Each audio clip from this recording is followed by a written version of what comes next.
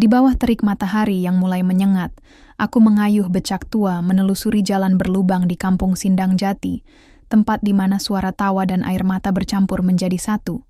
Tapi hari itu, bayang-bayang gelap dari Garda Putra Indonesia, raya mengintai di setiap sudut, siap merenggut kedamaian yang tersisa.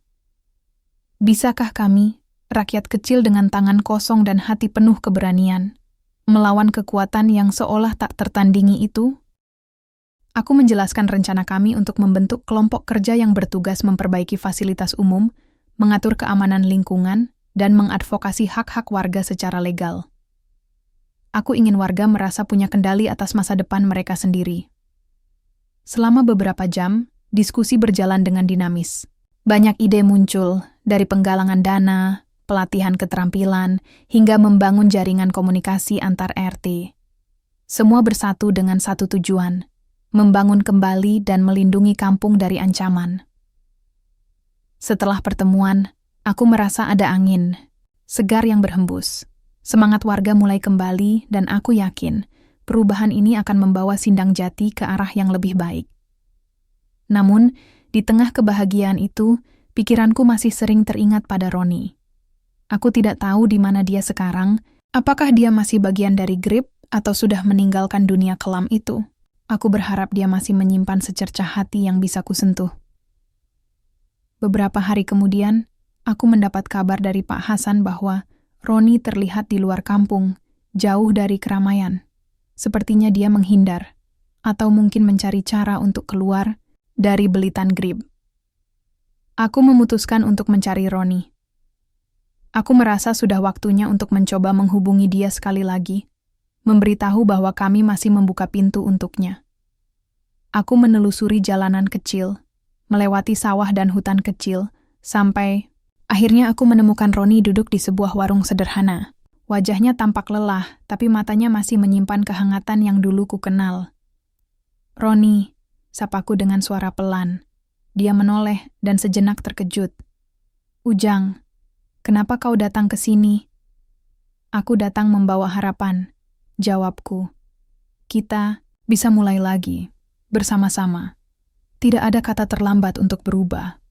Roni terdiam, kemudian menghela napas panjang. "Aku takut, Ujang. Takut kehilangan segalanya lagi." "Aku mengerti," kataku. "Tapi aku percaya, selama kita punya keberanian dan saling percaya, kita bisa melewati semua itu." Kami duduk lama, berbicara tentang masa lalu, masa kini, dan masa depan. Aku merasakan ada perubahan dalam dirinya, secercah harapan yang mulai tumbuh. Hari itu, aku yakin pertempuran terbesar bukan hanya melawan kekuasaan gelap di luar sana, tapi juga melawan ketakutan dan keraguan di dalam diri kita sendiri. Malamnya, aku kembali ke kampung dengan hati yang lebih ringan. Aku tahu, perjuangan kami masih panjang dan penuh tantangan. Tapi aku juga tahu, selama ada harapan dan solidaritas, kami bisa menaklukkan segala rintangan. Sindang Jati bukan hanya kampungku. Ia adalah rumah kami bersama, tempat kami belajar untuk bertahan, berjuang, dan akhirnya menyulam harapan menjadi kenyataan. Udara pagi di Sindang Jati terasa berbeda dari sebelumnya. Matahari baru saja mengintip di balik bukit, menerangi rumah-rumah yang mulai bersih dan rapi. Suara canda tawa anak-anak menggema, menghapus sisa-sisa kesedihan yang selama ini membayangi kampung kami. Aku mengayuh becakku perlahan menyusuri jalan utama, menikmati kedamaian yang jarang kurasakan sejak lama. Perjalanan panjang penuh perjuangan, dan pengorbanan akhirnya mulai membuahkan hasil. Setelah pertemuan besar di balai desa, warga semakin bersatu. Kami membangun kembali rumah-rumah yang rusak, memperbaiki jalan, dan menciptakan lingkungan yang aman. Solidaritas yang tumbuh dari rasa sakit dan ketakutan kini menjadi kekuatan terbesar kami. Pak Hasan dan Pak Burhan terus membantu mengorganisir kelompok kerja, menghubungkan kami dengan lembaga sosial dan pemerintah yang mulai memperhatikan kondisi Sindang Jati. Perlahan tapi pasti, perubahan nyata mulai terjadi. Namun bukan hanya fisik kampung yang berubah. Hati kami pun mulai bersih dari dendam dan rasa takut. Aku melihat banyak wajah yang dulu muram kini penuh harapan. Salah satu momen paling mengharukan adalah saat Roni kembali secara resmi ke kampung. Ia datang bukan sebagai musuh, tapi sebagai sahabat yang siap menebus kesalahannya. Kami duduk bersama di balai desa, dalam pertemuan yang penuh kehangatan. Roni berbicara dengan jujur tentang masa lalunya, tentang bagaimana ia tersesat dalam bayang-bayang gelap Grib, dan tentang keinginannya untuk memperbaiki diri. Aku melihat air mata mengalir di pipinya, tanda bahwa beban berat yang selama ini dipikulnya mulai terlepas. Warga pun menerima dia kembali, memberi kesempatan kedua yang sangat berharga. Kita semua manusia, kataku dalam pidato singkat. Pernah salah, tapi selalu ada jalan untuk berubah. Yang penting adalah keberanian untuk melangkah maju. Hari-hari berlalu dengan penuh semangat baru. Anak-anak kembali bersekolah tanpa rasa takut, ibu-ibu mengadakan gotong royong membersihkan lingkungan, dan bapak-bapak membangun pos keamanan kampung. Aku sering mengayuh becak keliling kampung, menikmati senyum ramah warga, dan menyapa mereka yang kini merasa hidupnya lebih bermakna. Di malam hari, aku duduk di depan rumah, menatap bintang-bintang. Hatiku penuh syukur atas perjalanan yang telah kami lalui. Perjuangan ini mengajarkan aku tentang arti keberanian, persaudaraan, dan pengampunan. Sindang Jati bukan lagi tempat yang dipenuhi bayang-bayang ketakutan. Kini, ia adalah kampung yang hidup, penuh dengan harapan dan mimpi-mimpi yang siap diwujudkan. Aku tahu, jalan kami masih panjang, dan tantangan akan selalu datang. Tapi aku yakin, selama kami bersama, selama kami menjaga solidaritas dan saling mendukung, tidak ada yang tidak mungkin. Fajar baru telah menyinari Sindang Jati, dan aku, Mang Ujang, siap mengayuh becak membawa mimpi dan harapan untuk masa depan yang lebih cerah. Malam itu, kami berbicara dari hati ke hati. Aku melihat mata istri yang berkaca-kaca, tapi juga penuh keteguhan. Kita akan bersama, Ujang. Aku percaya padamu. Percakapan itu memberiku kekuatan baru. Aku tahu, aku tidak sendirian. Hari-hari berikutnya, kami memperkuat koordinasi dengan tim roda. Kami mulai mengorganisir pelatihan kecil untuk warga agar siap menghadapi intimidasi dan melindungi diri. Kami juga berusaha menghubungi tokoh masyarakat dan aparat yang bisa dipercaya untuk membantu kami secara resmi. Satu hal yang semakin jelas adalah, pertarungan ini bukan hanya fisik, tapi juga psikologis. Kami harus kuat di dalam, agar tidak mudah runtuh. Di tengah semua itu, aku terus memikirkan Roni. Teman lama yang kini menjadi bayangan gelap yang menghantui kami.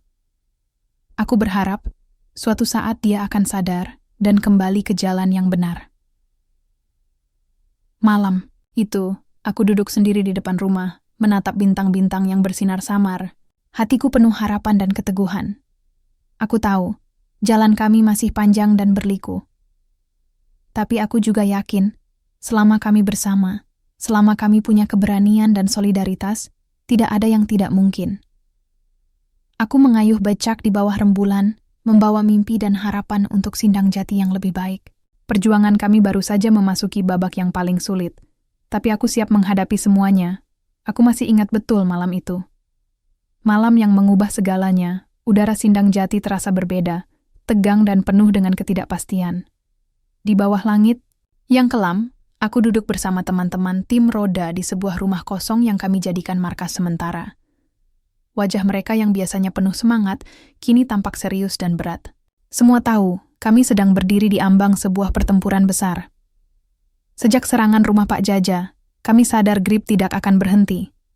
Mereka semakin berani, semakin brutal. Roni, teman lama yang dulu ku kenal, kini menjadi salah satu otak kekejaman itu. Aku tidak pernah menyangka bahwa seseorang yang dulu aku anggap saudara bisa berubah menjadi musuh yang paling berbahaya. Ini bukan lagi soal melawan preman biasa, ucap Pak Hasan dengan suara berat. Mereka sudah masuk ke dalam semua lini. Polisi, aparat desa, bahkan beberapa warga yang kami kira bisa dipercaya. Semuanya bisa saja bersekongkol. Aku merasakan darahku berdesir Jika benar demikian, berarti kami benar-benar sendirian. Tapi aku tahu, menyerah bukanlah pilihan. Kita harus lebih cerdik, lanjut Pak Burhan. Kita perlu bukti yang lebih kuat, yang tak bisa mereka bantah. Dan kita harus pecah belah mereka dari dalam. Aku mengangguk. Rencana itu berisiko tinggi, tapi mungkin satu-satunya cara. Kami butuh informasi langsung dari dalam organisasi mereka. Keesokan harinya, aku menghubungi Roni lagi. Kali ini, aku mengirim pesan singkat dengan nada yang berbeda. Aku ingin bertemu, hanya berdua, untuk bicara jujur tanpa pengaruh orang lain. Tiba-tiba, pesan balasannya datang. Temui aku di jembatan tua malam ini. Jangan bawa siapa-siapa. Hatiku berdebar kencang. Ini kesempatan yang kubutuhkan, tapi juga penuh bahaya. Malam itu, aku berjalan menuju jembatan tua, tempat yang sering kami kunjungi waktu kecil dulu. Saat aku tiba, Roni sudah menunggu dengan wajah yang sulit kubaca. Ujang, sapanya dingin. Roni, jawabku singkat. Kami duduk di tepian jembatan, mendengarkan suara air sungai yang mengalir pelan. Keheningan itu begitu berat. Aku tahu kamu tidak suka apa yang kulakukan, kata Roni pelan. Tapi kau harus mengerti, aku tidak punya pilihan. Dunia ini keras, dan aku harus bertahan. Aku menatapnya lama. Tapi kenapa harus dengan cara seperti ini? Mengintimidasi, memukul, membuat orang takut? Roni menghela napas panjang. Aku dulu juga tidak ingin begini, tapi lingkungan memaksa aku berubah. Masih ada waktu, Roni, kataku dengan harap. Kita bisa ubah semuanya bersama, tanpa harus menghancurkan orang lain. Matanya berkaca-kaca, tapi ia mengalihkan pandangan. Aku takut. Aku takut kehilangan segalanya. Aku meraih tangannya. Aku di sini. Kamu tidak sendiri. Pertemuan itu membuka ruang baru dalam hatiku. Aku sadar bahwa perlawanan kami bukan hanya tentang melawan kekuasaan, tapi juga tentang menyembuhkan luka lama dan mengembalikan kemanusiaan yang hampir hilang. Namun, malam itu juga aku tahu, kami harus bergerak cepat. Karena tidak lama setelah itu, kami mendengar kabar bahwa GRIP berencana menyerang besar-besaran, menghancurkan semua yang kami perjuangkan. Kami mulai merancang strategi untuk menghadapi serangan itu. Kami mengorganisir warga, mempersiapkan perlindungan, dan mengatur komunikasi agar tetap terhubung selama malam-malam kritis. Malam serangan tiba. Suara gaduh dan teriakan menggema di seluruh kampung. Api mulai menyala di beberapa sudut, bau asap membakar hidung. Aku mengayuh becaku secepat mungkin, membantu evakuasi warga, dan menghalau anggota GRIP yang berusaha menerobos. Pertempuran itu brutal dan melelahkan. Beberapa teman kami terluka. Ada yang harus lari menyelamatkan diri, tapi semangat kami tetap membara. Di tengah kekacauan, aku melihat Roni berdiri di kejauhan, wajahnya dipenuhi keraguan. Aku berteriak memanggilnya, tapi dia hanya menatapku lama sebelum berbalik dan menghilang ke dalam kerumunan. Setelah api padam dan suasana mulai reda, kami duduk bersama, terluka dan kelelahan. Tapi ada sesuatu yang berbeda. Ada rasa kemenangan yang dalam, bukan hanya karena kami bertahan, tapi karena kami masih punya harapan. Hari-hari setelah pertempuran itu dipenuhi dengan perbaikan dan penyembuhan. Warga yang sempat ketakutan mulai bangkit, saling membantu membangun kembali kampung. Aku terus berharap Roni akan kembali, bahwa dia akan memilih jalan yang benar bersama kami. Perjuangan kami belum selesai, tapi malam itu aku belajar bahwa dalam gelap sekalipun, selalu ada cahaya yang bisa kita genggam. Dan selama kami bersama, selama kami berani menghadapi bayang-bayang, kami bisa melewati semua. Pagi itu, Sindang Jati menyambutku dengan aroma tanah basah dan suara burung berkicau, seperti ingin mengusir segala kegetiran yang baru saja kami lalui. Setelah pertempuran sengit yang mengguncang kampung, suasana mulai berubah. Meski luka masih terasa, semangat warga kembali tumbuh perlahan, seperti benih kecil yang enggan mati. Aku melangkah menyusuri jalanan berlubang, melewati rumah-rumah yang sebagian masih rusak. Wajah-wajah yang kutemui penuh dengan tekad dan rasa ingin bangkit. Bahkan anak-anak kecil bermain di halaman, tanpa lagi takut seperti dulu. Aku bertemu dengan Pak Burhan yang sedang membantu memperbaiki atap rumahnya. "Kita harus kuat, Ujang," katanya sambil tersenyum. "Kalau bukan kita yang memperjuangkan masa depan kampung ini, siapa lagi?" Aku mengangguk. Kata-katanya menguatkanku. Perjuangan kami memang belum usai, tapi aku percaya, selama kami bersatu, kami bisa membangun kembali, bukan hanya rumah, tapi juga kehidupan yang lebih baik. Hari itu aku memutuskan untuk mengadakan pertemuan terbuka di balai desa. Aku ingin mengajak seluruh warga untuk ikut ambil bagian dalam pemulihan kampung. Aku ingin menyulam harapan bersama mereka. Di balai desa, puluhan orang sudah berkumpul, termasuk para tokoh masyarakat dan beberapa aparat yang mulai menunjukkan sikap netral. Aku berdiri di depan mereka, memulai pembicaraan dengan suara yang tegas tapi penuh kehangatan. Kita sudah melewati masa-masa sulit, tapi itu bukan alasan untuk menyerah.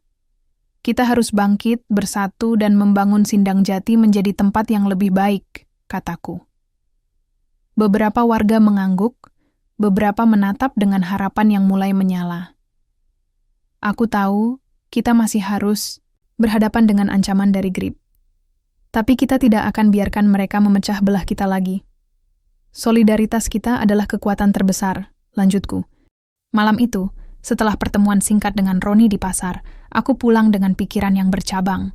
Rasa bingung, marah, dan sedih bergumul di dalam dadaku.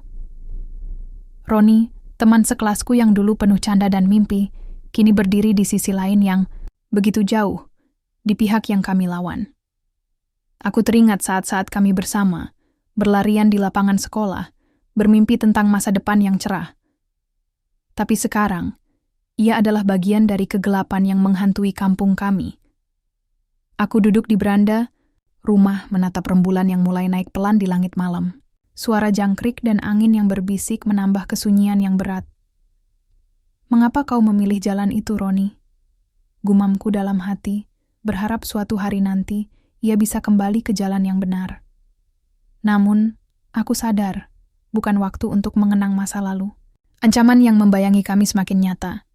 Kami sudah mengumpulkan bukti-bukti intimidasi dan kekerasan yang dilakukan GRIP, tapi sekarang, yang paling menakutkan adalah ada teman lama yang kini menjadi musuh. Beberapa hari kemudian aku mengumpulkan teman-teman dekat di rumah Pak Burhan. Kami harus membicarakan strategi baru, terutama setelah mengetahui siapa salah satu lawan kami yang paling dekat secara pribadi. Wajah-wajah mereka serius, mata penuh kekhawatiran tapi juga semangat. "Kita tidak bisa menganggap remeh Roni," ucapku dengan tegas. "Dia bukan hanya anggota GRIP biasa. Dari apa yang aku dengar, dia punya posisi penting dalam kelompok itu." Pak Hasan mengangguk. "Ini membuat situasi makin rumit. Kita harus hati-hati, karena ini bukan sekadar perang antara kita dan mereka.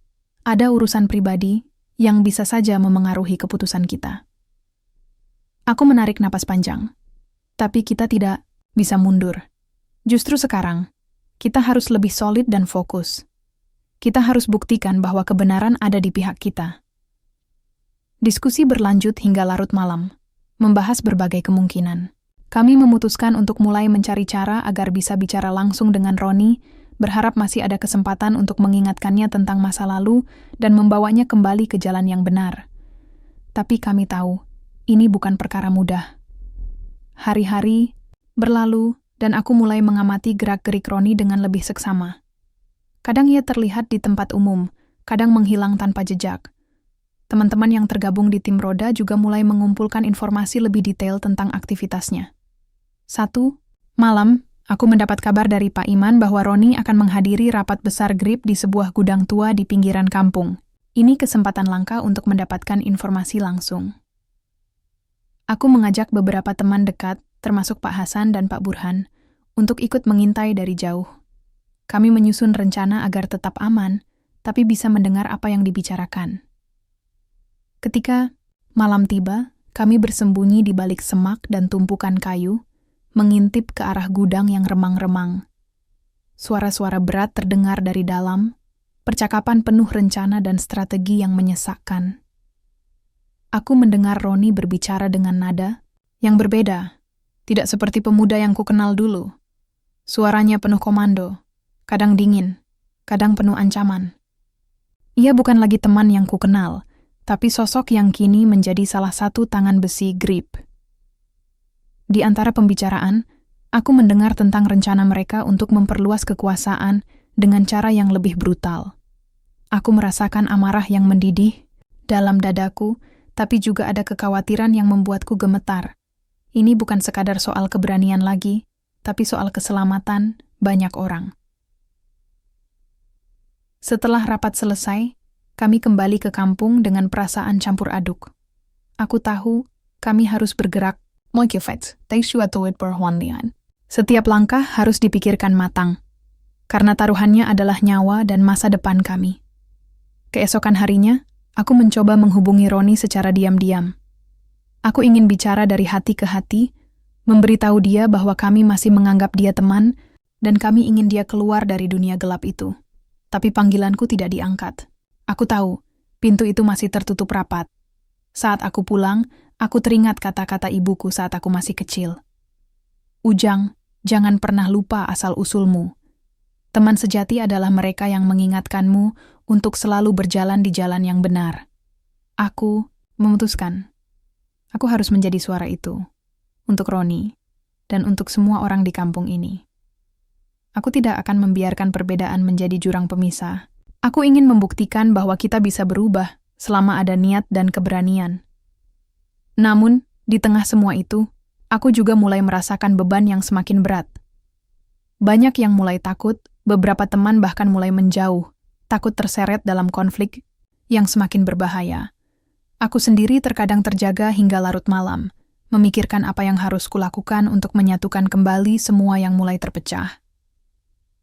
Suatu malam, ketika aku sedang menyusuri gang kecil dekat rumah, aku melihat seorang anak kecil menangis di pojokan. Ia ketakutan, mungkin karena suara-suara gaduh yang terdengar dari kejauhan. Aku mendekatinya dan mengusap kepalanya. Tidak apa-apa, Nak. Kami akan jaga kampung ini. Tangisnya perlahan mereda, tapi hatiku tetap berat. Perjuangan ini bukan hanya tentang kami, tapi juga tentang generasi yang akan datang. Aku harus memastikan mereka bisa tumbuh tanpa bayang-bayang ketakutan. Hari-hari berikutnya, aku dan teman-teman terus bekerja mengumpulkan bukti, merencanakan aksi yang lebih terorganisir. Kami mulai menghubungi tokoh masyarakat dan pihak yang bisa dipercaya untuk membantu kami.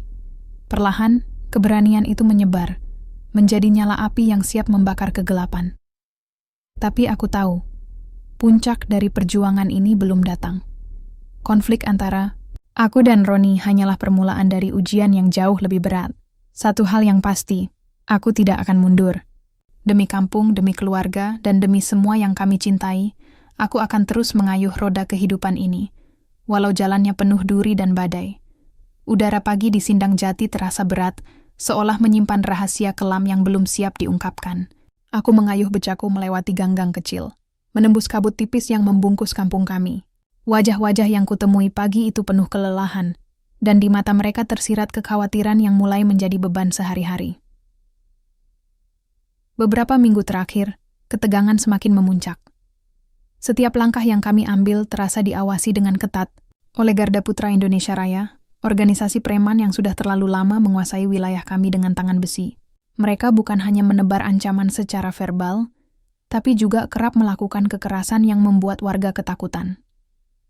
Aku ingat betul saat itu aku baru selesai mengantar seorang penumpang ke pasar, ketika tiba-tiba dua anggota GRIP menghadang di tengah jalan.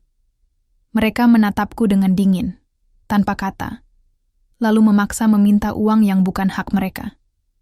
Aku tahu ini bukan permintaan biasa, tapi pemaksaan yang mengintimidasi. Kali ini, aku menolak dengan tegas, merasa bahwa sudah saatnya kami berdiri melawan. Tapi mereka hanya tertawa sinis, lalu meninggalkanku dengan ancaman yang bergema di telinga. Ini hanya permulaan, Mang Ujang. Sejak saat itu, aku semakin waspada. Bersama teman-teman di tim Roda, kami terus mengumpulkan bukti dan informasi. Tapi ketegangan tidak hanya datang dari luar. Dalam hati, aku bergulat dengan rasa takut dan dilema yang semakin berat. Satu sisi, aku tahu kami harus bertahan, berjuang untuk kampung dan keluarga. Tapi di sisi lain, aku juga khawatir jika perlawanan kami akan membawa kehancuran lebih besar. Sore itu, aku kembali ke rumah dengan kepala penuh pikiran. Istriku menyambutku dengan senyum lelah, tapi penuh kekuatan. "Bagaimana hari ini, Ujang?" tanyanya lembut. Aku menghela napas panjang. "Semakin sulit, Mak. Tapi kita tidak bisa menyerah." Kami duduk bersama di ruang tamu kecil, berbagi cerita dan harapan. Anakku bermain di sudut ruangan, tanpa tahu beban yang kami pikul. Malam harinya, aku menghadiri pertemuan rahasia bersama teman-teman seperjuangan. Di sebuah gudang tua yang menjadi markas kami mendiskusikan langkah berikutnya. Pak Hasan membuka pembicaraan. "Kita harus waspada. Roni dan Grip semakin brutal. Aku dengar mereka sudah merekrut lebih banyak anggota." Pak Burhan menambahkan, "Kita perlu dukungan dari pihak luar. Tapi kita juga harus hati-hati agar tidak ada pengkhianat di antara kita." Aku menyadari betul bahaya itu. Dalam perlawanan, tidak hanya musuh di luar, tapi juga bisa datang dari dalam. Lalu aku membuka topik yang selama ini kurahasiakan. "Teman-teman, aku sudah mencoba menghubungi Roni, tapi dia tidak mau mendengar. Kita harus siap, dia mungkin akan jadi penghalang terbesar kita." Suasana menjadi hening sejenak. Kemudian Pak Hasan berkata, "Kalau begitu, kita harus bersiap menghadapi segala kemungkinan." Malam itu, aku pulang dengan perasaan campur aduk. Aku tahu, perang ini tidak hanya tentang fisik, tapi juga hati dan jiwa. Keesokan harinya, kabar buruk datang dari Pak Jaja. Meski sudah pulih, rumahnya diserang saat malam. Keluarganya selamat, tapi rumah penuh bekas kerusakan. Ini jelas pesan dari Grip, agar kami takut dan berhenti. Aku mendatangi Pak Jaja, melihat wajahnya yang lelah, tapi penuh semangat. "Ini tidak akan membuat kita mundur, Pak," kataku yakin. Pak Jaja mengangguk. "Kita harus lebih kuat, Ujang. Kita harus berjuang, bukan hanya untuk diri kita, tapi untuk kampung ini." Semangat itu kembali membakar hati kami. Kami mulai merencanakan aksi yang lebih terorganisir, termasuk menyebarkan informasi kepada warga agar tidak takut dan tetap bersatu. Namun, tidak semua berjalan mulus. Suatu malam, aku menerima pesan ancaman yang lebih serius dari seseorang yang mengaku dari Grip. Isi pesannya jelas. "Berhenti sekarang, atau kau dan keluargamu akan menyesal." Aku terdiam, menatap layar ponsel dengan tangan gemetar. Ini bukan ancaman kosong. Aku tahu taruhannya sangat tinggi. Namun, aku tidak bisa mundur. Aku memutuskan untuk memberitahu istri dan anak-anak tentang bahaya ini. Mereka harus tahu agar tetap waspada. Selama beberapa hari berikutnya, kami sibuk merencanakan langkah-langkah kecil. Tidak hanya berkumpul dan berbicara, tapi mulai mengorganisasi sistem yang lebih teratur. Kami membentuk kelompok kecil yang bertugas untuk mengamati gerak-gerik anggota Grip, mencatat setiap intimidasi, setiap ancaman yang terjadi. Kami menyebutnya tim roda, sebuah simbol dari kekuatan kecil kami yang siap berputar bersama. Aku bertemu dengan Pak Jaja, kuli bangunan yang dulu pernah bercerita tentang tekanan dari Grip. Kini dia lebih bersemangat. "Ujang, kita tidak boleh takut. Kalau kita bersatu, mereka tak bisa berbuat sesuka hati," katanya sambil menepuk bahuku. Semangat itu menular, dan perlahan-lahan kami mulai merasakan kekuatan persatuan. Tukang becak, tukang panggul, dan kuli bangunan yang sebelumnya hidup sendiri-sendiri, kini bersatu dalam sebuah ikatan kuat. Masing-masing dari kami punya peran dan tanggung jawab yang jelas. Namun, di balik semua itu, ancaman tetap membayang. Suatu sore, saat aku sedang beristirahat di bawah pohon mangga dekat pasar, aku melihat beberapa anggota Grip lewat dengan wajah dingin dan tatapan tajam. Mereka sengaja lewat dekat lapak tukang becak, seolah ingin menunjukkan siapa yang berkuasa. Hatiku, mencelos. Aku tahu, ini bukan sekadar kebetulan. Mereka ingin menegaskan dominasi mereka, membuat kami merasa kecil dan tak berdaya. Tapi aku tidak mau kalah. Aku menarik nafas panjang dan berjanji dalam hati, kami tidak akan mundur. Malam hari, kami kembali berkumpul. Kali ini, diskusi menjadi lebih intens. Ada yang mengusulkan untuk menghubungi pihak luar, mungkin aparat yang bisa membantu. Ada pula yang takut akan pembalasan yang lebih keras. Aku mengerti ketakutan mereka, tapi aku juga tahu, tanpa langkah tegas, situasi akan semakin memburuk. Aku angkat bicara. Kita harus berhati-hati tapi tegas. Kita tidak ingin menjadi korban, tapi kita juga tidak bisa terus membiarkan mereka menguasai hidup kita. Kita harus buktikan bahwa kami bukan rakyat kecil yang lemah. Semua yang hadir diam, merenungkan kata-kataku. Aku tahu, aku harus menjadi pemimpin yang bisa membawa mereka keluar dari bayang-bayang ketakutan ini. Hari-hari berlalu dengan rutinitas yang padat dan berat. Tapi aku melihat perubahan kecil yang menggembirakan. Tukang becak mulai saling membantu ketika ada yang kesulitan. Tukang panggul berbagi informasi tentang gerak-gerik grip. Kuli bangunan menjaga satu sama lain di proyek yang mereka kerjakan. Roda kehidupan mulai berputar lagi, meski perlahan. Suatu sore, aku pulang membawa berita dari seorang teman yang bekerja di pasar. Ia memberitahuku tentang sebuah rapat diam-diam yang diadakan oleh anggota GRIP, membicarakan strategi baru untuk memperkuat cengkeraman mereka di kampung ini. Aku tahu ini saatnya kami harus lebih waspada dan mempersiapkan diri. Saat aku duduk di beranda rumah, menatap langit jingga senja yang mulai memudar, aku merasa ada sesuatu yang besar sedang menanti. Perjuangan kami baru saja dimulai. Roda hidup terus berputar, dan aku siap mengayuhnya meski jalannya berat dan penuh duri. Langit Sindang Jati sore itu tampak muram. Awan kelabu menggantung rendah, seperti ingin turun menumpahkan airnya yang dingin dan berat. Aku sedang mengayuh becak, menyusuri jalanan berdebu yang berkelok, ketika sebuah kabar buruk sampai ke telingaku. Pak Jaja, kuli bangunan yang selama ini menjadi salah satu sahabat terdekat, mengalami kecelakaan. Tapi bukan kecelakaan biasa. Kata orang, dia kena serangan dari anggota GRIP yang merasa terganggu oleh keberanian kami yang mulai tumbuh. Rasa sakit dan marah bergemuruh dalam dadaku. Aku segera bergegas ke rumah sakit kampung kecil, tempat Pak Jaja dirawat. Begitu sampai, aku melihat wajahnya yang pucat dan penuh luka. Tangannya yang selama ini kuat memanggul beban bangunan, kini terkulai lemah. Matanya terbuka, tapi sorotnya tampak kosong, seperti menahan rasa sakit yang dalam. Ujang, bisiknya lemah ketika aku duduk di sampingnya. Mereka tak segan-segan. Kita harus hati-hati. Ini belum akhir. Aku menggenggam tangannya erat, berusaha menyalurkan kekuatan yang kurasakan mulai terkuras.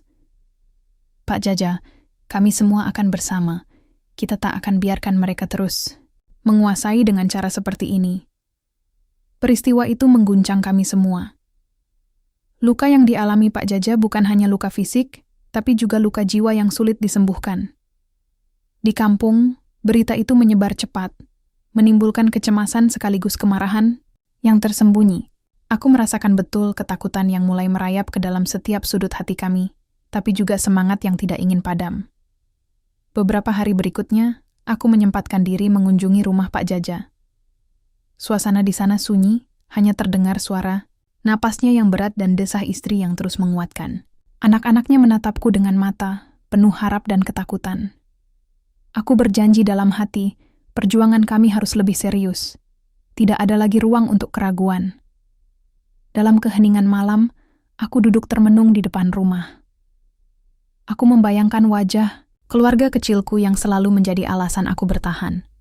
Aku tahu, kalau aku menyerah sekarang, mereka juga akan kehilangan harapan. Di sisi lain, aku mulai menyadari betapa dalam luka ini menyebar. Bukan hanya fisik yang terluka, tapi juga rasa percaya yang terkikis. Warga mulai ragu untuk berbicara terbuka. Banyak yang takut akan pembalasan. Bahkan beberapa teman yang sebelumnya berani, kini mulai menghindar. Aku tahu, kami harus menemukan cara agar tidak hanya berani, tapi juga cerdas. Kami perlu strategi yang matang, bukan sekadar keberanian buta. Aku mulai mengajak teman-teman lama untuk berdiskusi lebih serius. Kami harus mengumpulkan bukti yang kuat dan mencari dukungan dari pihak luar yang dapat dipercaya. Namun, langkah itu tidak mudah. Setiap kali kami berusaha, bayang-bayang GRIP selalu mengintimidasi. Suatu sore, aku melihat seorang anak muda yang kukenal, salah satu anggota GRIB, berdiri di sudut jalan sambil memperhatikan gerak-gerik kami. Tatapannya dingin dan penuh peringatan. Aku tahu, setiap gerakan kami diawasi dengan ketat. Malam itu, aku kembali pulang dengan perasaan campur aduk. Luka Pak Jaja menjadi pengingat keras bahwa perjuangan ini berharga dan berbahaya. Tapi aku juga yakin, dengan kebersamaan, kami bisa melewati semua ini. Aku menarik nafas dalam, memandang langit, malam yang pekat. Meski luka terasa dalam, aku bertekad untuk bangkit. Demi kampung, demi keluarga, dan demi masa depan yang lebih baik. Sejak kejadian Pak Jaja, suasana di Sindang Jati berubah semakin kelam. Rasa takut mulai menjalar seperti asap yang sulit diusir, dan keheningan yang menyesakan sering menyelimuti setiap sudut kampung. Namun, di balik itu semua, aku tahu, kami harus terus melangkah, menemukan cara untuk melawan bayang-bayang yang mengintai. Hari itu, aku berkeliling kampung dengan becakku, menyapa setiap tetangga dan rekan-rekan seperjuangan. Wajah mereka menunjukkan kepenatan, tapi juga ada secercah harapan yang mulai muncul perlahan. Aku ingin memastikan bahwa kami tidak sendiri, bahwa kami masih punya kekuatan bersama. Di sebuah warung kopi kecil, aku bertemu dengan Pak Hasan, seorang tukang panggul yang sudah dikenal bijaksana. Dia membuka pembicaraan. "Ujang, kita butuh bukti. Bukti yang tak bisa mereka bantah." Aku mengangguk setuju. Selama ini, kami hanya bergantung pada cerita dan kesaksian yang sulit dipercaya tanpa bukti nyata. Kini, aku menyadari, untuk melawan secara serius, kami harus mengumpulkan fakta. Pak Hasan mengusulkan agar kami mulai merekam setiap intimidasi, ancaman, bahkan kekerasan yang dilakukan anggota GRIB. Kita buat dokumentasi, siapa tahu bisa jadi alat untuk melawan mereka secara hukum, katanya. Aku merasa ide itu sangat berharga, walau tidak mudah. Perangkat rekam tentu bukan barang mudah didapat, dan merekam di tengah intimidasi bisa berbahaya. Namun, jika kami tak mulai dari sini, kapan lagi? Hari-hari berikutnya, aku dan beberapa teman mulai mengatur strategi pengawasan. Kami bergiliran mencatat dan merekam kejadian-kejadian yang mencurigakan. Tak jarang kami harus bersembunyi, menghindar dari pandangan mata yang selalu waspada. Suatu sore, ketika aku sedang mengintip dari balik gerbang rumah tetangga, aku melihat dua anggota GRIB berbicara dengan nada tinggi. Dari pembicaraan mereka, aku tahu mereka sedang merencanakan sesuatu yang lebih besar, sesuatu yang bisa memperkuat cengkraman mereka di kampung ini. Detik itu, jantungku berdegup kencang. Aku harus segera memberitahu teman-teman. Tapi aku juga tahu, satu kesalahan saja bisa berakibat fatal. Aku menemui Pak Burhan dan Pak Hasan malam itu, membawa kabar penting. Kami berdiskusi hingga larut, merancang langkah selanjutnya. Semua sepakat, kami harus lebih berhati-hati, tapi juga tidak boleh mundur. Namun, malam itu, aku tak bisa tidur. Pikiran tentang bahaya yang mengintai dan beban yang harus kami pikul terus berputar. Aku teringat keluargaku, wajah istri dan anak-anakku, yang selalu menjadi alasan aku berjuang. Keesokan harinya, ketika aku melintas di pasar, aku melihat seorang pemuda yang tampak gelisah. Setelah aku dekati, ternyata dia adalah teman lama yang dulu pernah sekelas di sekolah. Namanya Roni. Aku terkejut melihatnya, karena aku tahu, dia kini menjadi anggota GRIB. Pertemuan itu membawa campuran perasaan dalam diriku. Ada rasa sedih, marah, tapi juga penasaran. Bagaimana bisa seorang teman lama berubah menjadi sosok yang kini menjadi ancaman bagi kampung kami? Aku menatap matanya, mencoba mencari sisa-sisa kenangan lama. Tapi dia hanya tersenyum dingin dan berlalu begitu saja. Aku tahu, ini adalah awal dari konflik yang lebih dalam. Bukan hanya melawan kekuasaan yang menindas, tapi juga menghadapi bayang-bayang masa lalu yang berliku. Pagi itu, udara Sindang Jati terasa lebih berat dari biasanya. Embun yang biasanya menyelimuti dedaunan sudah menghilang ketika aku, Mang Ujang, mulai mengayuh becaku menyusuri ganggang sempit yang menjadi jalan rutinku setiap hari. Jalanan itu sunyi. namun ada getar kegelisahan yang tak bisa kusembunyikan. Aku sudah menjalani profesi tukang becak ini selama lebih dari 30 tahun. Roda-roda becakku telah mengantar aku dan keluargaku melewati berbagai musim hidup. Dari masa-masa sulit hingga saat-saat bahagia sederhana. Di kampung ini, aku dikenal bukan hanya sebagai tukang becak tua yang setia, tetapi juga sebagai sosok yang tak pernah menyerah meski hidup menekan. Anakku sudah tumbuh besar, dan istriku selalu menjadi penopang di rumah yang sederhana. Kami hidup dari jerih payah yang kadang tak sepadan dengan lelah yang kurasakan. Namun, semua itu terasa cukup selama aku bisa menjaga keluarga tetap makan, tetap berteduh, dan tetap aman. Tapi hari ini, perasaan tidak tenang menyelimutiku. Beberapa minggu terakhir, ketegangan di kampung mulai memuncak. Ada organisasi bernama Garda Putra Indonesia Raya, GRIB, yang sering melintas di depan mata kami dengan sikap yang mengintimidasi. Mereka bukan sekadar kelompok biasa. Mereka preman yang berkuasa lewat ancaman, memaksa kami membayar perlindungan, yang tak pernah jelas manfaatnya. Aku tahu, aku bukanlah orang yang pandai bicara atau pandai melawan, tapi aku juga punya harga diri. Setiap kali melihat wajah-wajah saudara seprofesi yang terpaksa menuruti tuntutan GRIB, hatiku hancur. Mereka bukan musuh. Mereka adalah tetangga, teman lama, bahkan keluarga. Kita semua hanya ingin hidup tenang dan bekerja dengan jujur. Saat aku melintasi lapak tukang panggul di ujung pasar, aku menyapa Pak Burhan, yang sedang duduk termangu dengan wajah muram. "Burhan, ada apa?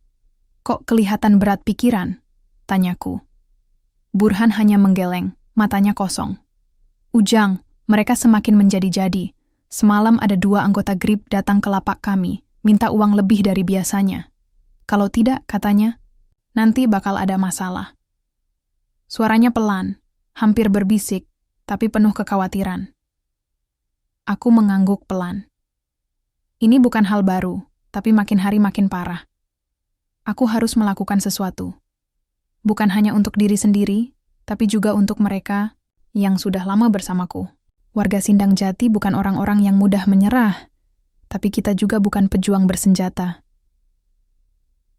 Hari terus berjalan, aku mengayuh becak dari satu sudut ke sudut lain kampung. Dari ujung pasar sampai ke pinggir kali yang mulai kering. Aku menyaksikan wajah-wajah yang sama, mata yang sama penuh kelelahan, dan tangan yang sama menggenggam harapan kecil. Namun di balik itu semua, ada ketakutan yang perlahan merambat. Sore hari, aku bertemu dengan seorang kuli bangunan bernama Pak Jaja. Dia berbagi cerita tentang bagaimana para pekerja di proyek baru dekat desa dipaksa membayar iuran tak masuk, akal kepada GRIB. Kalau kami menolak, alat kerja kami bisa hilang. Atau lebih parah, badan kami yang jadi sasaran. Katanya sambil meneguk air teh yang sudah dingin. Kisah Pak Jaja menancap dalam hatiku. Aku sadar, ini bukan hanya tentang uang atau ancaman. Ini adalah perjuangan hidup dan martabat. Aku tidak bisa tinggal diam. Malam itu, di rumah kecil kami, aku duduk bersama istri dan anak-anakku. Aku melihat wajah mereka yang polos, berharap dan berdoa agar esok hari hidup kami lebih baik. Namun, aku tahu esok akan menjadi lebih sulit jika aku tidak berani melangkah. "Ujang, hati-hati," kata istriku dengan suara lembut tapi tegas. "Kita harus jaga diri. Tapi aku tahu, kalau kau sudah memutuskan, kau akan melakukan yang terbaik." Aku menggenggam tangannya erat. Aku janji akan berjuang untuk kalian dan untuk semua yang tertindas di sini. Malam semakin larut dan aku masih termenung di beranda kecil rumah kami. Lampu-lampu kampung mulai padam satu persatu dan sunyi menyelimuti. Tapi dalam hati, aku berjanji pada diri sendiri. Aku tidak akan membiarkan bayang-bayang ketakutan menguasai kampung ini. Roda becakku mungkin sudah usang, tapi semangatku akan terus berputar, membawa harapan baru bagi Sindang Jati. Pagi yang sama, saat mentari mulai menyelinap di balik pepohonan dan membangunkan kampung Sindang Jati, aku sudah siap mengayuh becakku. Tapi kali ini, ada sesuatu yang berbeda di udara. Suara-suara bisik terdengar samar dari lorong-lorong sempit, membawa kabar yang membuat dadaku sesak. Sejak pagi, aku mencoba menghubungi beberapa teman lama, tukang panggul dan kuli bangunan yang kukenal sejak dulu. Mereka adalah saudara sehidup semati yang menjalani hari dengan keringat yang sama. Aku merasa ini bukan sekadar masalah kecil lagi. Ada sesuatu yang harus kami hadapi bersama. Aku bertemu Pak Iman, tukang panggul yang selalu ceria walau hidupnya keras. Wajahnya yang biasanya berseri kini penuh tanda tanya dan kekhawatiran. "Ujang," katanya pelan. Geribe makin berani. Mereka menguasai hampir semua sudut kampung.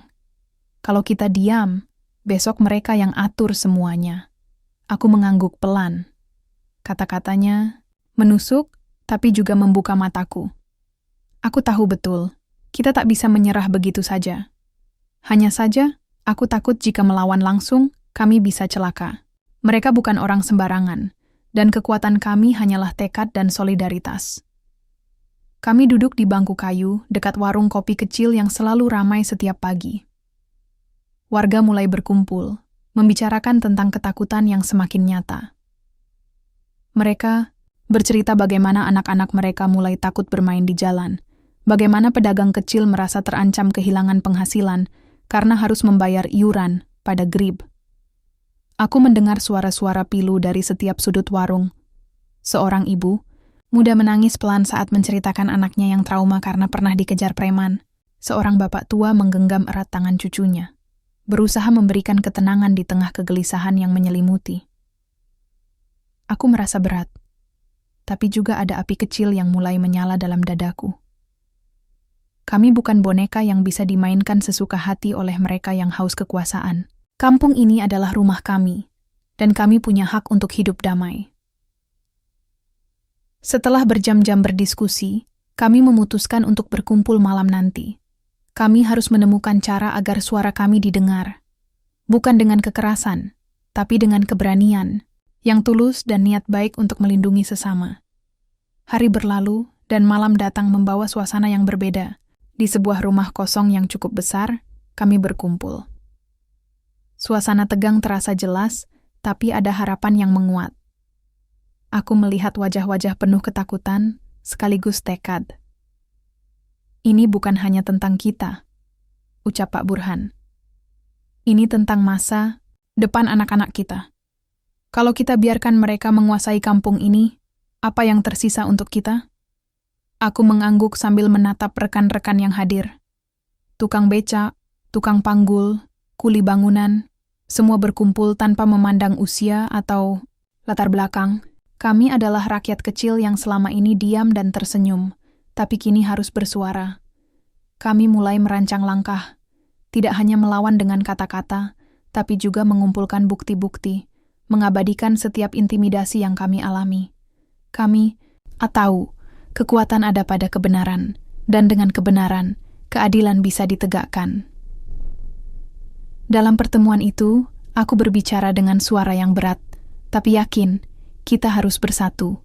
Bersama, kita lebih kuat. Jangan biarkan ketakutan menguasai kita. Suara-suara setuju mengisi ruangan kecil itu. Ada keberanian yang tumbuh perlahan, seperti api yang mulai membakar kegelapan. Kami tahu jalan ke depan tidak mudah. Tapi kami juga tahu, kalau bukan kami, siapa lagi? Malam itu, aku pulang dengan hati penuh harapan. Meski ancaman masih menggantung di atas kepala kami seperti awan gelap, aku yakin, selama kami bersatu, tidak ada yang perlu kami takutkan. Kampung Sindang Jati bukan milik para preman. Kampung ini adalah milik kami, rakyat kecil yang berani bermimpi dan berjuang. Aku menatap langit malam yang penuh bintang. Aku berjanji pada diri sendiri, pada keluargaku, dan pada semua yang hadir malam ini, kami tidak akan membiarkan kegelapan menang. Kami akan membawa terang, meski hanya dengan cahaya kecil dari keberanian kami. Setelah malam itu, ketika pertemuan kami selesai, aku merasakan ada sesuatu yang mulai berubah di dalam diriku dan di kampung Sindang Jati. Keberanian yang sebelumnya redup mulai menyala kembali, perlahan tapi pasti. Namun, perjalanan ini bukan tanpa rintangan. Aku tahu roda kehidupan tidak selalu berjalan mulus, apalagi ketika berhadapan dengan mereka yang berkuasa lewat ancaman dan kekerasan. Pagi itu, aku bangun lebih awal. Suara ayam berkokok di halaman rumah seakan menyambut harapan baru. Kupandangi becakku yang sudah mulai berkarat di beberapa bagian, tapi bagiku, itu bukan halangan. Roda besi itu masih kuat mengayuh mimpi-mimpi kami yang sederhana. Aku keluar rumah dan langsung mengayuh becak melewati jalanan kampung yang mulai sibuk. Bau nasi goreng dari warung kecil di ujung gang menyambut hidungku. Anak-anak berlarian ke sekolah, wajah-wajah penuh tawa dan harapan. Aku tersenyum kecil karena aku tahu, apapun yang terjadi, mereka adalah alasan terbesar aku terus berjuang.